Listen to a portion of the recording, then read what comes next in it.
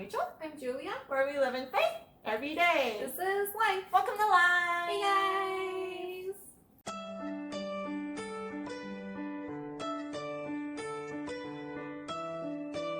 Okay, guys, again, this is one of those where Julia has no idea what I'm going to ask her about. Okay, so this I'm is. scared.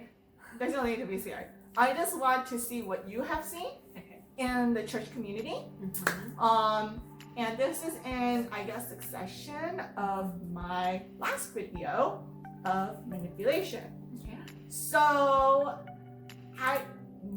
while I was doing that video, I learned a lot, Alright. like a lot, in like far more in depth of like how much of manipulation is going on within the church.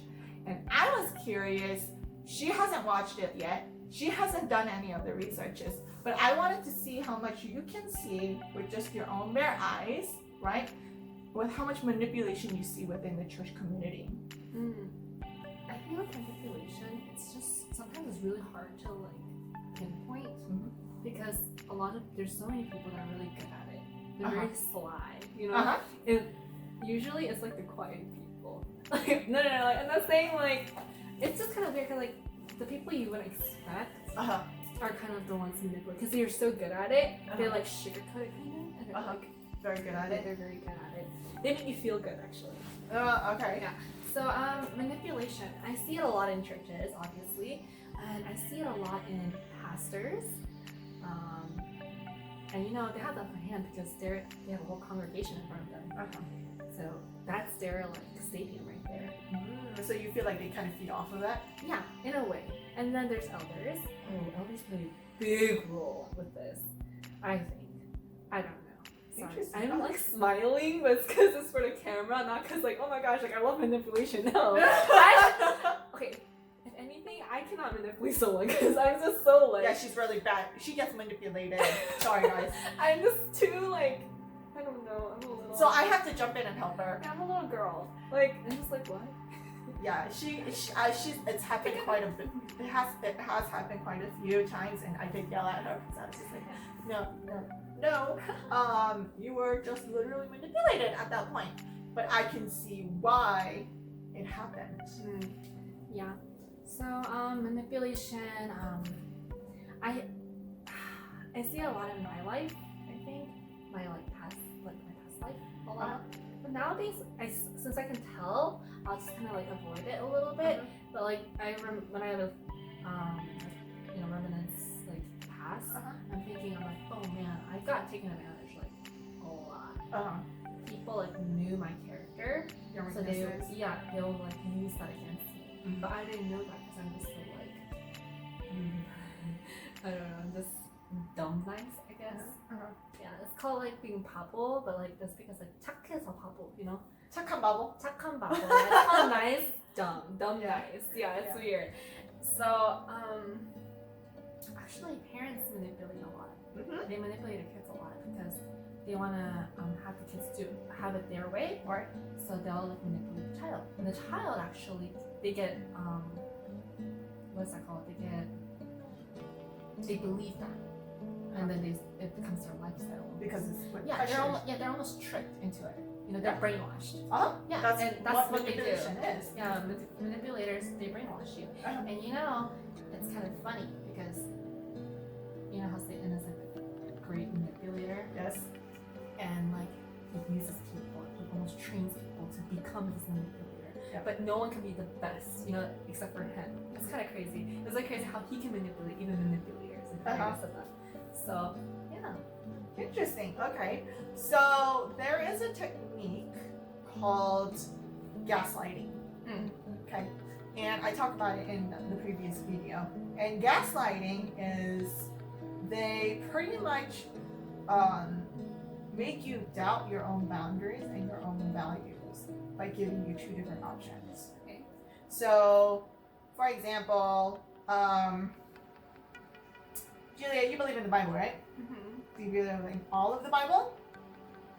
That all of it is true? Then do you believe that God is true? Okay.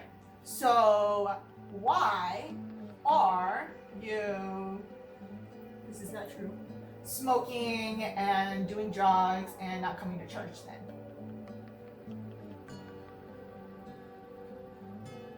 Do you see how much pressure that is on you? I feel like though, like, okay, here's the thing. People can believe, like, people can do those things, right? And they still believe, but I think it's because they haven't really, like, at that point it's a choice. But it's also if they've really experienced the goodness of God. If they really did, then they would choose to want to pick the better life, right? But it's because they haven't experienced that yet. I think it's almost like, in a way, unfair for them. Yeah, so basically what I just did there, right, is pretty much told you that you are a horrible Christian. Yeah, a lot of people do that at church. Right? So that's another thing that manipulators do is they go against your character. So let's say your character is to be a good leader and a good Christian, right? And so they'd be like, yeah, but doing that is making you a bad Christian. Why are you doing that? It's so funny because they have these expectations for you. And I'm like, why do you have expectations for me as a leader when you yourself need to create your own expectations? I feel like everyone should have their own expectations. You shouldn't create expectations for like other people. You're not in the right to do that. No. So at all. Like, who are you to like set my expectations? Exactly. And that's where the manipulation comes, right? It's just like they pick that up, saying that, oh, for her, it's extremely valuable for her to be a good Christian. So to manipulating her to do what I want her to do, or I feel like I want power over her, is what I would do is I would pick on that. You know what I mean? It doesn't work on you, obviously, because you have a very strong sense of your own values, your own sense of self, all of that. So it doesn't really affect you as much, right? But let's say it was just like a Christian, right, who wants to be a good Christian. And let's say, you know, the pastor is just like, well, I mean, then you shouldn't do this because then that means you're not a good Christian. You're not a good person, right? So again, like you mentioned, right, these characteristics or these identities are these expectations, right? And so when it comes to our true self, there's no need for expectations because that's just who you are. Right? So there's also that. There's also one where it's narrowing down options. So it's A or B. Have you seen any of that? It's either A or B.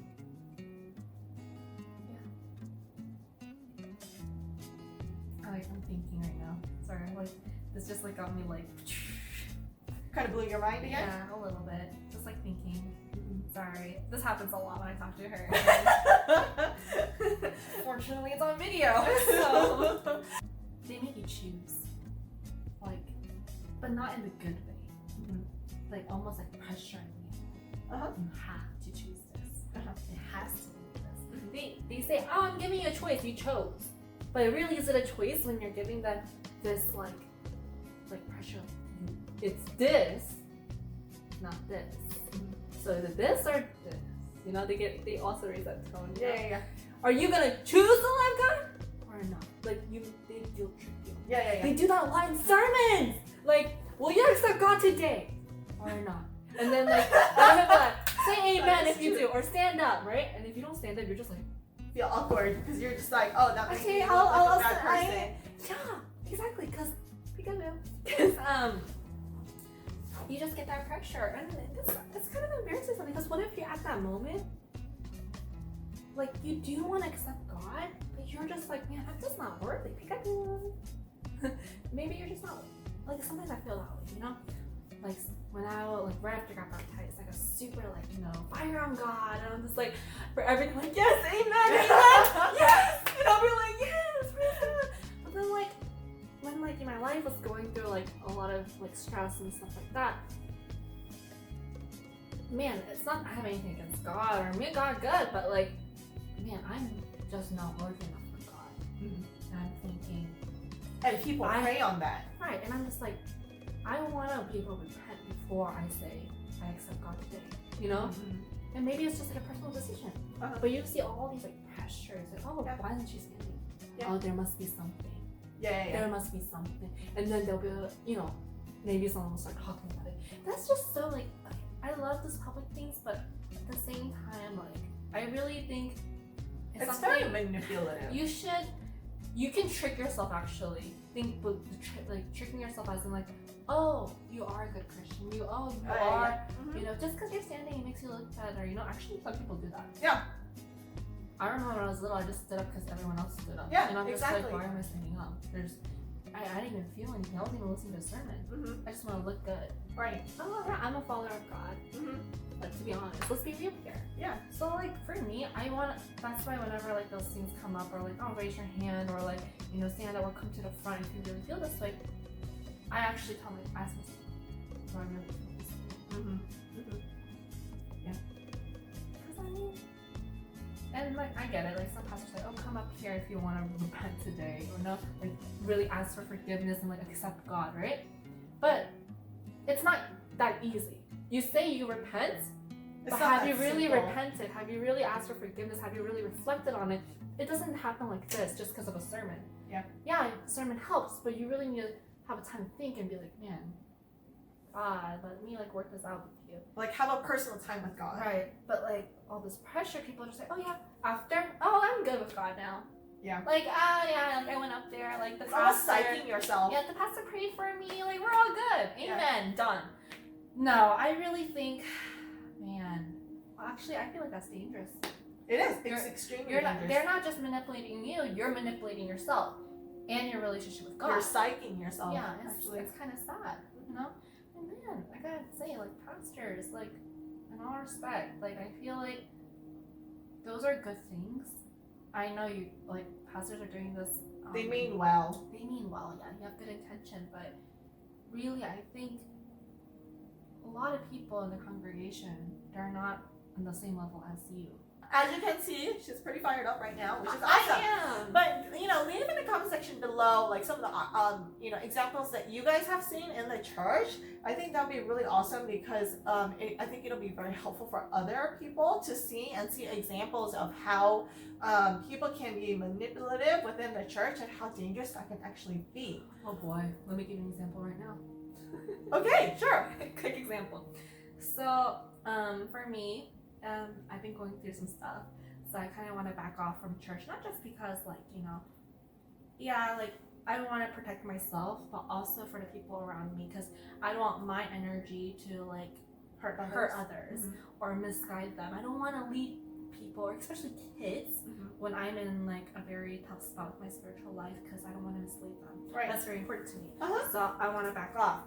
And so a lot of the elders or a lot of people, they will like approach me. Well, they'll always say, like, oh, good job, like, and then like they will like ignore it. They're like, okay, like she's there, right? And then I'm gone, and I'll come back. They'll be like, where were you? Oh, like give me special treatments, right? Or like, oh, like you should do this because this is good for the church. You'll like be this, like they make me say like you'll be like known more for us being this great leader, and they'll tell me all these benefits, and I'm like, but that's not what I want. And low key, I know it's what they want. Yeah. And they'll like manipulate me, be like, hey, like you're doing such a great job. Like, it's good. It's good for you. But I'm just like, oh, not right now. They're like, why weren't you at church? Like, I'm just like. They almost make you feel bad for not doing they're what like, they were. I haven't seen you. Like, is everything going okay? Something happened, and like I'm like, oh boy, just because you're gone for a week or even just like days, one day, Yeah. I mean, I don't see you every day. It's like, where are you? Where have you been? Right. I'm like, yeah, it's none of your business. Yeah. But, like, it's kind of funny, like how like they'll use you. They're like, oh, you need to do this because this. You're the only person that can do this. Like they give this pressure. Like it's for what the it's called? kids. You know what it's called? What? It's called a powerful dependent. So what they do is they pretend that they need to depend on you. They act weak. They're like, oh, we really need you, Julia. We really need your help because this is only when I back off. Yeah, exactly. I can't do it. We can't do it. We don't speak English. You're the only one that can do it, right? And it makes you feel guilty, right? And by doing that, they almost kind of like manipulate you and control you so that you feel guilty so that you do it. And then in that way, I realized something. I feel like I almost became a puppet. Yeah. And I don't want that. Because also, I don't want to be a puppet where it becomes this, like, doing it for the wrong reasons. Mhm. And that's why I cut the strings up. I mean, just because you're not going to church does not mean that your relationship with God has like dwindled down. Mhm. You know what I mean? That relationship is still intact. Right. It's just your relationship with the church is not intact. There's a difference, but I think everybody kind of like coincides those things and try to connect those, and I'm just like, they're not connected. You know? So I talked about this in the previous video, right? Not previous, but in the manipulation video. Is all of this is all in their unconscious. Mm-hmm. Okay, so guys, if you meet anyone who is being manipulative, I really hope that you guys don't put fingers and judge them and be like, hey, look, you're manipulating me, that's not cool, kind of thing. Because if you tell them that, then they're probably not going to even understand what the heck you're talking about. They're not doing most of the people do it without knowing. Yes, but it's completely unintentional. Those that know that they're manipulating, those are the dangerous ones, and you should stay away from them, and you shouldn't even mention it, because I think that's really dangerous. Okay, so there's two different types. Okay, manipulators, there's just the regular manipulators. Okay, and then you have the narcissistic manipulators, right? And then you have the psychopathy manipulators. Okay, There's such thing as that. yes, psychopathy is literally all they do is manipulate, but on a conscious level. Unknowingly. Yes. That's messed up. Okay, so manipulators, right? You can manipulate people without having any narcissism or any of these things. Right. Okay. But then you also have like this whole narcissism, this whole grandiosity, right? And that is the narcissistic personality disorder. And usually that you kind of have to be diagnosed because there's a lot of other different symptomologies. But we're just talking about manipulation in and of itself, right? Mm-hmm. So people who usually manipulate, that's kind of how they survived. Mm. So it's just second nature to them, Right. and they don't even realize that they're doing it. And so that's what I'm saying is like, oh, sorry guys, like don't try to point fingers or don't try to point it out to them. Hey, you're manipulating, right? Mm. Because they're gonna be like, what are you talking about? And then try to defend themselves. So you're gonna put them on a defensive mode, and they're not gonna listen to what you have to say. Oh no, they won't. So, just putting it out there, that's just their way of survival. But the reason why we're kind of talking about this, and I wanted to bring it up to the audience, is because for all of you, is because I don't want you to have to meet someone who is manipulative and then have your boundaries and your values and who you are be affected, right, or damaged by these people. Mm-hmm. It's to arm you and give you tools so that you can protect yourself. And I don't know, people that watching this, maybe you're reflecting on yourself, Like, I mean, this is just my personal thing. Like, whenever we have like conversations like this, I kind of we talk about other examples, but also I'm like, I take a step back, I'm like, wait, okay, before I talk about this person, or I already did, am I like that? And so that's where you kind of have to figure out who you are, what your values are, what your boundaries are, and stick to them. So if you guys like this video, be sure you give it a thumbs up. And if you haven't already, hit that subscribe button. Hit the bell button for videos like notifications for videos like this. And till next